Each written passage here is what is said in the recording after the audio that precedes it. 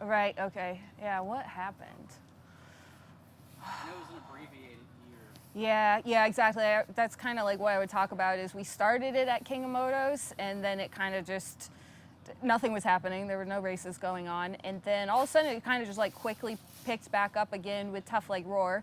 And Sherco actually, I wasn't planning on going out there because I live in California. So they actually offered to fly me out and like help get me to those races.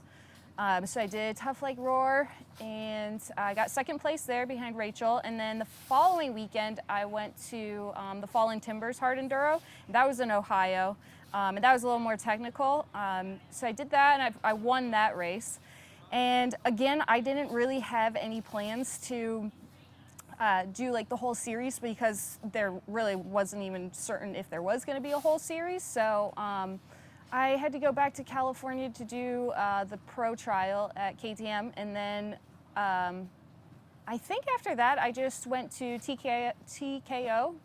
I got third there. I was happy with that finish because that's when Rachel and Shelby Turner were back, and they were at at that big race too.